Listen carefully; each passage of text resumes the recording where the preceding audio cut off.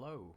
In this video, we will think about using vivid language, using interesting language in professional contexts.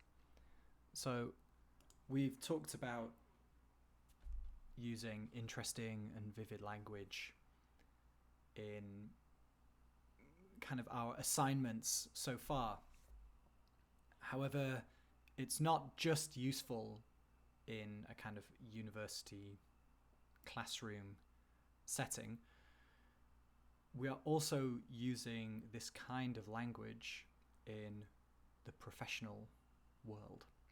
So in this video, we are going to think specifically about using vivid and interesting language with cover letters and resumes, or CV, if that's what you call it, when you are applying for a job. So how do we stand out from the crowd? So first thing, I have experience doing English interviews in South Korea. So I've worked with IBM, Dongbu Steel, with Samsung, and for various universities with the English side of their interview process. So I have quite a bit of experience looking at cover letters and resumes, CVs, and also speaking to the hiring managers, the hiring staff, the other people involved with hiring. So I have a pretty good idea of what happens during the hiring process. So let's think about some first steps. So here are some basic rules, guidelines for English cover letters and resumes. So first, focus only on the professional information. A lot of the resumes and cover letters I read had things like, oh, my parents will be very proud of me, or my friends say that I am blah, blah, blah. That might be okay with the Korean style of cover letter, but in English, completely unnecessary. You can just keep it professional. The company does not need to know about your parents, your friends, playing basketball at the weekend. You can just skip that part. Don't use a template or copy an English cover letter or resume from online. So two things. Number one, it's very, very obvious. Even if you change some of the words, you think, oh, I am just using this online resume as an example, but I will write it myself. However, when the hiring staff are reading 60, 70, 80, over 100 resumes and cover letters, very quickly you can sense like, okay, this is copied from somewhere. Now they have to get, let's say, 80 resumes down to 10 interviews, maybe not even 10. So anything like that where it feels copied or unoriginal, it will probably get thrown in the trash or deleted from the computer. That's it. I've seen it happen. It's just they have to get the number down to a reasonable interview group. So if you copy it, if it's unoriginal, you will be not interviewed. It's just the facts. So next up, Give a sense of excitement about the job.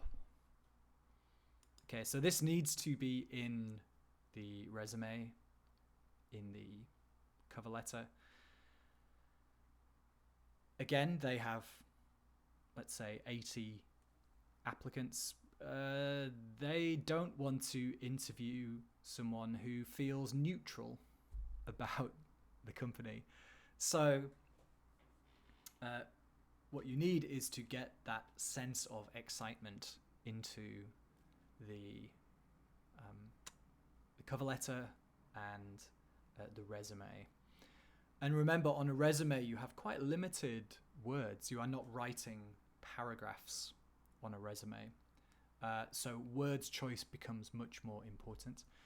But yeah, I've seen and heard people get rejected from the interview group just because they don't seem so exciting, or excited rather. All right, next up. Hiring managers are reading many applications. Like I said, 80, 90, 100 is not unusual. So the reality is your resume, your cover letter will get 10 to 30 seconds of attention the first time they read it. So you've got to stand out from the crowd. So they'll get it, they will skim it very quickly, and then either put it on the maybe pile, like the pile of resumes for, oh, let's give this a second look, or it will just go in the trash. So it's that quick. It really is. They are not sitting going, interesting, yes, oh, great, very nice. They're not sitting for 5 minutes reading every single word that you have written. You're going to get 10, 30 seconds, and then you either go on the next stage or you don't. It's just the reality of the company, of hiring. So make it stand out from the crowd. Yeah, and talk about your practical your practical skills and experience, not just academic achievement. So your GPA, your grades, or whatever. Yeah, it is important, but when you work at a company, your GPA is not working. You are working. So they want to know practical skills and experience. Now, they don't expect you to have a huge experience, working experience, because most people in your situation will probably have only had part-time jobs. So they are not expecting wild amounts of experience, but what skills you do have need to be on the resume, cover letter, and it needs to match what was in the job advert. So in the job advert, they will list the necessary skills and experience. You need to show that you have those skills and experience. So just GPA and taking extra classes isn't the only important thing there. You need to show actual skills. What skills do you have? Okay. So let's have a look at this example of a cover letter. So I'll give you a moment just to read it.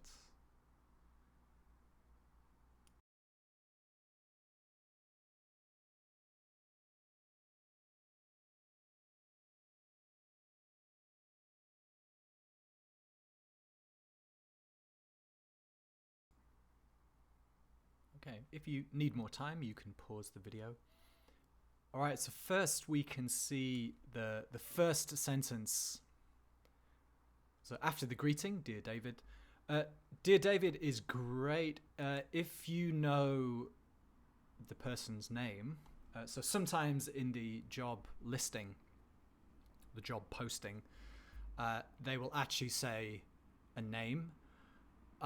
If they wrote it as David, say David. If not, it would be whatever name they listed it as. If it said David Johnson, you might use Mr. Johnson, or just start with David Johnson, comma. So yeah, don't be too familiar. I think in this case, saying Dear David, they in the job posting they probably listed as contact David in HR.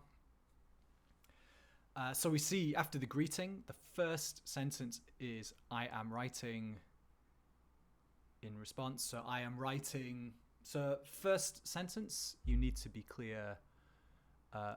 What are you writing for? Okay, because remember that email that you are submitting to, it's not only for applications. So you need to be quite clear why you're writing. So the first sentence, you're going to start with why are you writing? So the first sentence, you're going to name the job. So here it says XXXX. So the opening for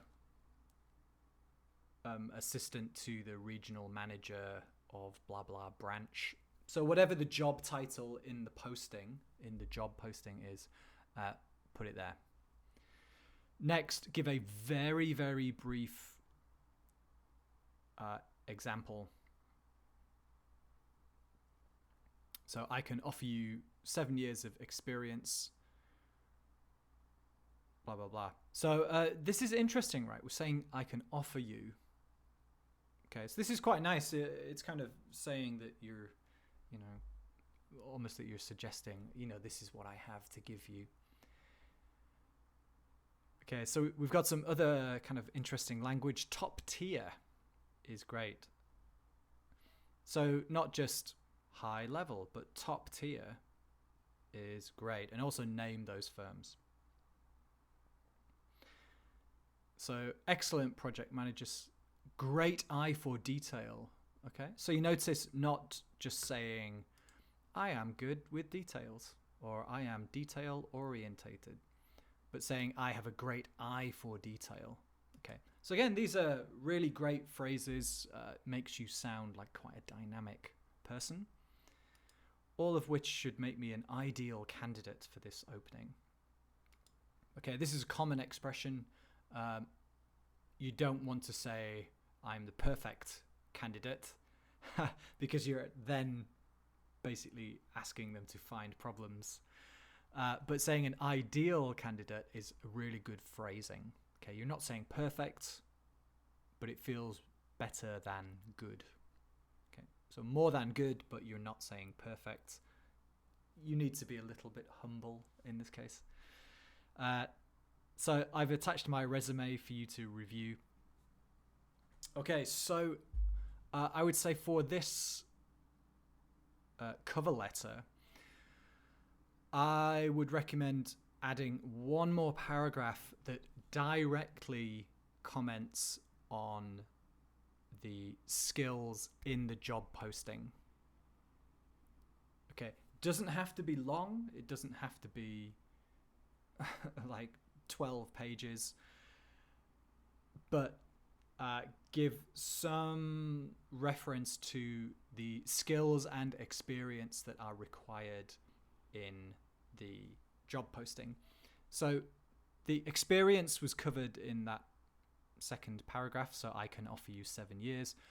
I would also put in just a short paragraph about the same length about your skills. Okay, so what actual practical skills do you have? And then a quick kind of wrap up. I've attached my resume and would welcome the chance to speak to you sometime. Best regards, and then your name. For an English cover letter, do not go over 1 page. Okay, this is how English cover letters work. If you write 2 pages, 3 pages, nobody is going to read that. If you think a hiring manager with 80 applications is going to sit and read 3 pages, they are not, right? So keep it brief. So very briefly discuss the experience that you have, very briefly discuss the skills, and only the stuff that is connected with the job posting. So if it's an office job, don't talk about your skills with a cash register in the restaurant that you worked at, because it's not really related. Okay, so English cover letters are no longer than 1 side of paper. And don't print it teeny tiny. Nice and big, standard 11-12 font. Okay, so this is a pretty good cover letter. I would still add 1 small section about skills. Okay. So thinking about using interesting language. So how can we take those skills that we looked at in our assignments but apply them to the working world? So firstly, if we look at this example, I did very well during my internship at the blah blah company. We need to make that seem a bit more exciting and interesting. So I exceeded my goals. So think about the difference there. You set yourself goals, or your manager gave you goals in your internship, and you exceeded them. So you went beyond what those goals were. Okay, again, just 2 words, but so much better than very well. All right.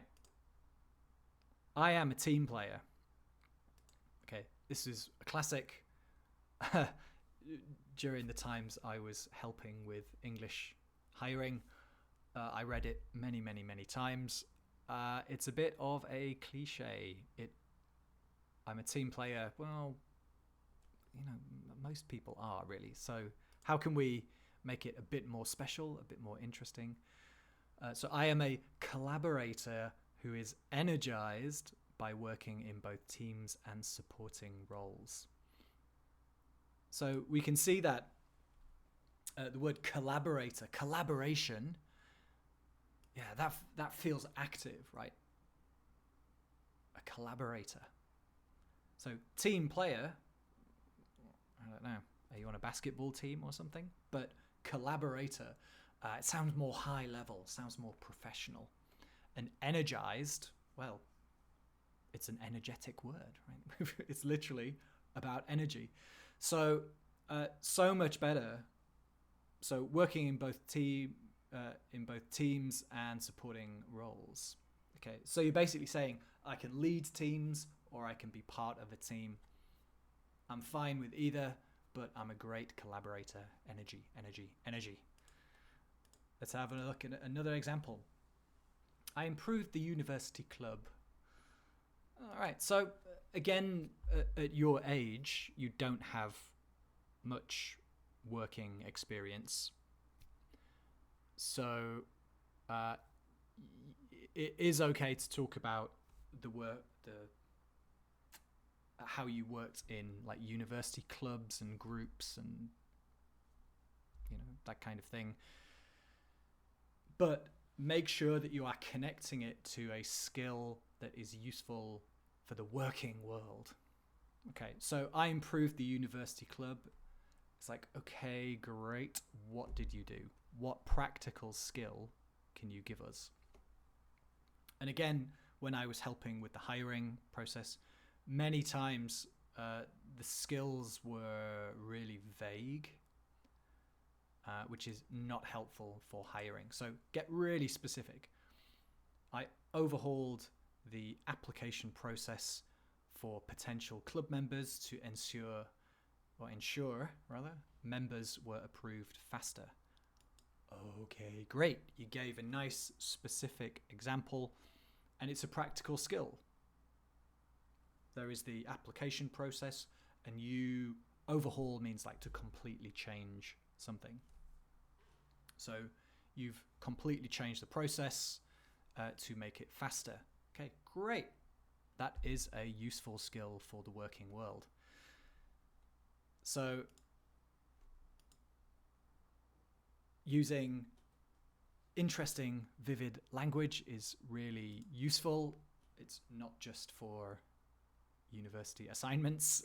We're using it in the real world as well. What we don't want to do, just like in the assignments, what we don't want to do is go crazy with the language. So I am a person who believes that the values of fervent dedication, cooperation, teamwork, dynamic leadership, and adaptive creativity really make up the cornerstones that are crucial components of a totally successful sales venture. Okay. This was also a problem we had with English applications.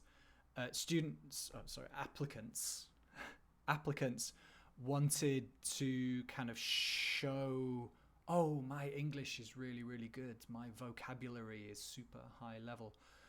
So they tried to stuff in as many kind of difficult phrases, high level vocab, idioms, super long sentences. They tried to put as much as they could into a sentence. And what that does is it makes it really difficult to understand.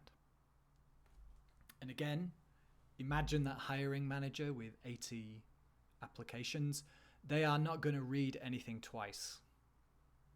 It doesn't matter if it's a sentence or a paragraph.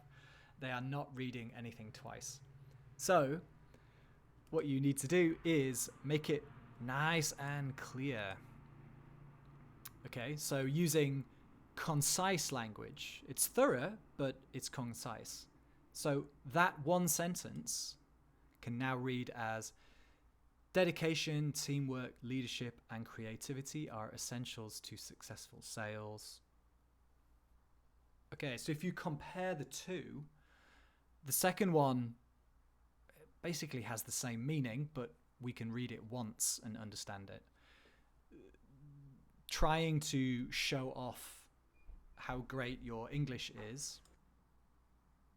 So good word choice is better than trying to choose the most difficult word you can find in the dictionary. And don't overfill your sentences. Make sure that the person reading it can understand it first time. So this is part of the writing skill, is finding that balance. You want it to be understandable but not boring, but not so filled with amazing words that you can't understand it. So you want to find that balance, readability and great word choice. Again, doesn't have to be the most difficult word, but it's about choice, not about difficulty. So if we look at this example from a skills section, so first thing to notice is, because we're not writing in paragraphs, in fact, in some cases, not really writing in sentences, we're writing in phrases. So in that case, the words need to stand out. So for example, significant curriculum and new materials development.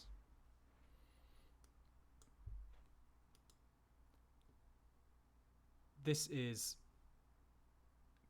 better than saying important, all right, saying the word significant. So significant curriculum and new materials development.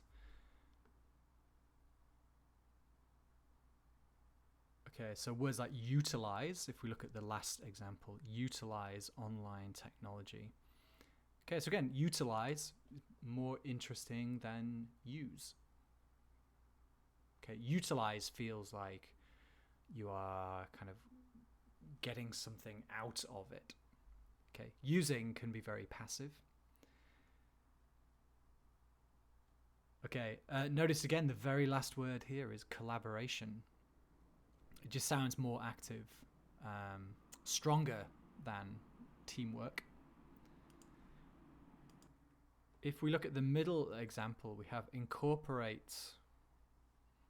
And again, this basically just means use, but it feels more active. It feels more like you're taking it and making it part of a bigger system, a bigger structure. So because we're only writing in very short sentences or phrases, you need to choose those words more carefully.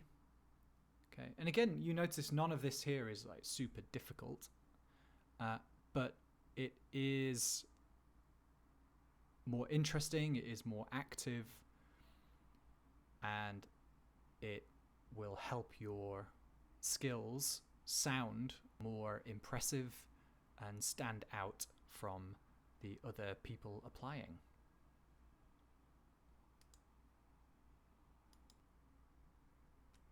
I think that's really an important part of this is, again, at your age, you are not going to have years and years of experience. So the skills you do have, the experience you do have, needs to feel important and stand out. And this is how we do it. So not filling every sentence with lots of exciting words, but just choosing a few really good words.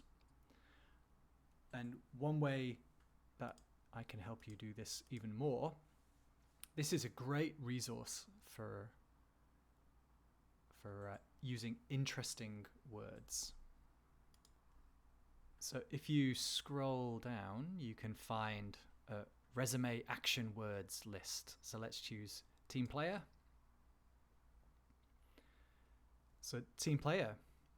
So we have assimilated, blended, coalesced, collaborated, contributed, diversified, ignited, harmonized. So this website really nicely breaks it down into different sections like leadership, words to avoid, overused buzzwords. So it's really, really good at helping you choose those words. Again, don't go wild and overuse them, but a few really good choices from these kinds of lists will really, really help bring some life to your cover letter and to your resume.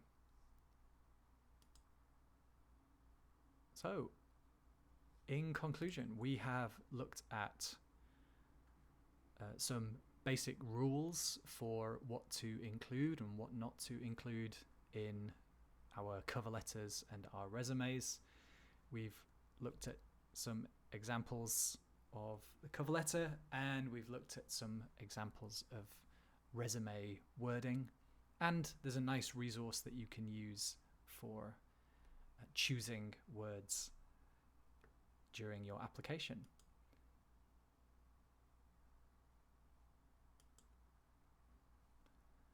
The key things we've learned are we need to find balance. Okay, choosing a good word is better than choosing lots of overused words or lots of high level words. So the key thing here is to be clear. The hiring manager should understand in the first time that they read it. So they should not have to reread anything twice. And you need to make your existing skills sound vital and important. So I hope this was useful, and any questions you can let me know. All right, thank you.